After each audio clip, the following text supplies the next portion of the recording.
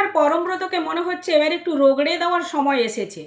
2021 সালে পশ্চিমবঙ্গে যখন বিজেপি হেরে যায় আর চারদিকে টিএমসির গুন্ডারা ভোট পরবর্তী হিংসা চালাতে শুরু করে, এক বিজেপি নেতা প্রাণ হারান, মেয়েদের শ্লীলতাহানি করে, অনেক মানুষের উপর অত্যাচার চলে, আর ঠিক সেই সময়ে পরমব্রত একটা টুইট করে আজ বিশ্ব রগড়ানি দিবস হিসাবে পালন করা হোক, আর সেই টুইটকে সমর্থন করে স্বস্তিকা লেখে হ্যাঁ হোক হোক। ইতিমধ্যে দুজনের নামে 107 নম্বর ধারায় এফআইআর করেছেন আইনজীবী জয়দীপ সেন। তো যখন স্বস্তিকাকে থানায় নিয়ে জিজ্ঞাসাবাদ করেন তখন স্বস্তিকা জানিয়েছে সে নাকি রসিকতার ছলে কথাটা বলেছিল, মানে কারো মৃত্যু, মেয়েদের শ্লীলতাহানি উনার কাছে রসিকতার বিষয়।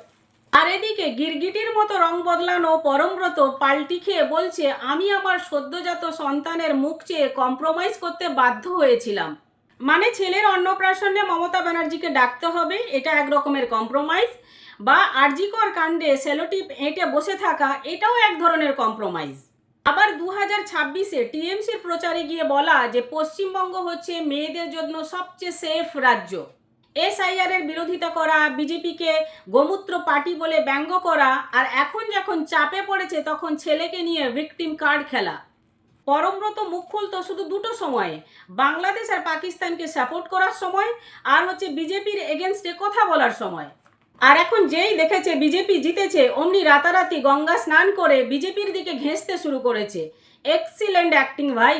এবার সময় এসেছে আমাদেরও পাল্টানোর। কোনো সিনেমার অভিনেতা বা অভিনেত্রীকে ভগবান হিসাবে না দেখে একজন এন্টারটেইনার হিসাবে দেখুন।